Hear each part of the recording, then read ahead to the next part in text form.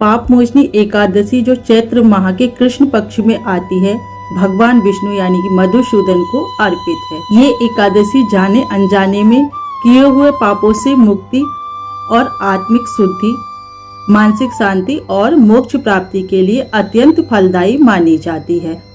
मान्यता है कि इस व्रत को करने जीवन में सुख समृद्धि आती है और सभी नकारात्मक ऊर्जाएं दूर हो जाती। पापमोचनी एकादशी का मुख्य महत्व क्या होता है, इसके करने का फल क्या होता है? पापों का नाश हो जाता है। ये एकादशी पिछले जन्म और इस जन्म के पापों को नष्ट कर देती है। इसके व्रत रखने से हमारे पाप नष्ट हो जाते हैं। मेधावी ऋषि की कथा से पता चलता है कि इस दिन दूध या जल का सेवन करते हैं। आप एकादशी के व्रत में क्या खा सकते हैं और क्या नहीं खा सकते, तो जान लेते हैं। एकादशी के व्रत में शकरकंद, कुटू, आलू, साबूदाना, नारियल, काली मिर्च, सेंधा नमक, दूध, बादाम, अदरक, चीनी आदि पदार्थ खाने में शामिल कर सकते हैं। ये जो वस्तु है ये सब हम व्रत में खा सकते हैं, अन्न और चावल छोड़कर। एकादशी का उपवास करने वालों को द्वादशी के दिन मांस, लहसुन, प्याज, मसूर की दाल, ये सभी निषेध वस्तुओं में माना जाता है। इनका सेवन बिल्कुल नहीं करना चाहिए। जो लोग एकादशी का व्रत रखते हैं उन्हें शुद्ध शाकाहारी भोजन अगले दिन पारण में करना चाहिए। हर हर महादेव भक्तों, चैत्र मास के कृष्ण पक्ष की एकादशी को पापमोचनी एकादशी कहा जाता है। जैसे कि नाम से ही स्पष्ट पता चलता है कि ये पाप को मोचन करने वाली यानी पाप को नष्ट करने वाली एकादशी है। आज हम इसके बारे में जानेंगे। साल 2026 में पापमोचनी एकादशी कब है और इसकी पूजा का शुभ मुहूर्त क्या है, कौन से जो 5 काम है जो भूलकर नहीं करने चाहिए और कब से कब एकादशी लग रही है। तो साल 2026 में एकादशी की तिथि शुरुआती 14 मार्च को दोपहर से लग रही है और इसका समापन 15 मार्च को होगा। लेकिन इस व्रत को 15 मार्च को माना जाएगा क्योंकि जो भी त्योहार हमारे यहाँ होते हैं वो उदया तिथि में माने जाते हैं। और उदया तिथि का मतलब होता है कि सूर्य जिस तिथि में उदय होते हैं, जिस तिथि में सूर्य निकलते हैं, उसी तिथि के लिए मान्य होता है या उसी को माना जाता है। तो इसलिए 15 मार्च को ही सर्वोत्तम व्रत रखना होगा। 15 मार्च को ही व्रत को रखना अनिवार्य होगा। अगले दिन पारण का समय कब होगा? 16 मार्च के लिए सुबह, और समय कितना रहेगा? 6:28 से और 8:45 के बीच तक आप पारण कर सकते हैं। पारण के समय हमें कौन सी विशेष सावधानी रखनी चाहिए ये भी हम जान ही लेते हैं। पारण हमेशा हरे बासर बीतने के बाद ही करना चाहिए।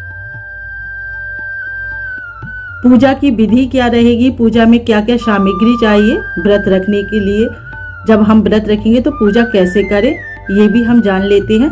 तो पापमोचनी एकादशी की पूजा विधि बहुत सरल और फलदायी होती है। पापमोचनी एकादशी से हमें सुख, शांति, समृद्धि ये तो सब कुछ मिलता ही है। हमारे पापों का भी नाश होता है। जो जाने अनजाने में हमने जो भी गलती से भी भूल चूक से हमसे जो कोई भी पाप हो जाता है उसका भी नाश कर देती है ये एकादशी।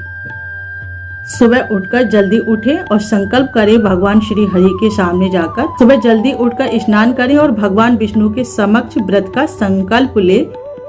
उसके बाद हमें एक चौकी लगानी चाहिए घट स्थापना करने के लिए। तो चौकी ले लें साफ सुथरी धो के और उस पर एक पीला कपड़ा बिछाएं। पीला कपड़ा बिछाकर उस पर विष्णु भगवान की मूर्ति या तस्वीर रखें। अगर नहीं हो तो लड्डू गोपाल की भी प्रतिमा रख सकते हैं, उनकी भी पूजा कर सकते हैं। उसके बाद हमें भगवान को अभिषेक कराना चाहिए, स्नान कराना चाहिए। तो अभिषेक कैसे कराना है? भगवान को गंगा जल और दूध से अभिषेक कराना चाहिए और उसके बाद उन्हें पहुंचकर पीले वस्त्र धारण कराने चाहिए। भगवान श्री हरि को पीले वस्त्र अर्पित करना चाहिए।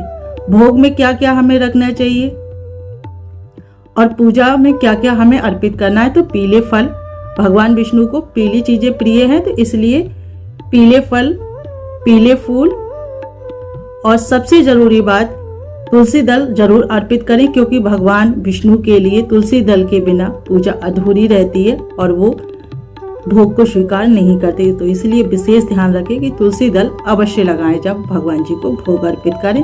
एक तुलसी दल का पत्ता भी उन्हें अर्पित करें। धूप दीप नैवेद्य पीले चंदन से उनका तिलक करें या रोली से तिलक करें। अक्षत साबित रखें, टूटे हुए बिल्कुल ना हो। अंत में आप उनकी आरती करें। उससे पहले आपको कथा पढ़नी चाहिए। दीपक प्रज्वलित कर लें और धूप दीप जलाकर एकादशी पापमोचनी एकादशी की आपको कथा पढ़नी चाहिए। उसके बाद आपको आरती करना चाहिए।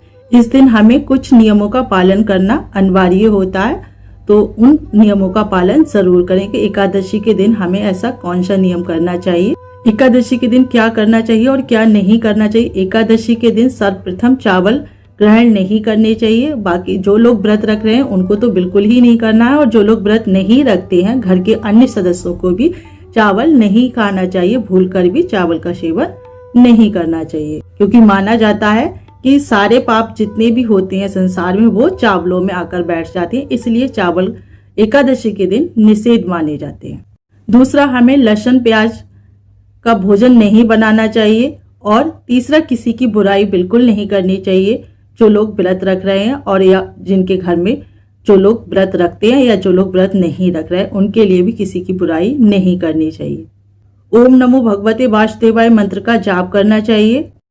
अपनी सामर्थ्य के अनुसार दान पुण्य भी कर सकते हैं। पीले वस्त्र, पीले फल, पीले अनाज, जो भी आप दान करना चाहे, जैसी आपकी श्रद्धा हो उस हिसाब से आप दान भी कर सकते हैं। श्री हरि से प्रार्थना करें कि वो आपकी गलतियों को क्षमा करें। हो सके तो रात्रि में कीर्तन करें श्री हरि का। सच्चे मन से की गई पूजा, सच्चे मन से की गई ये पूजा आपके जीवन के सभी कष्टों को दूर कर देगी। कमेंट में श्री हरि का नाम जरूर लिखें। अगर श्री हरि के भक्त हैं तो जरूर जय श्री हरि या जय विष्णु जरूर लिखें।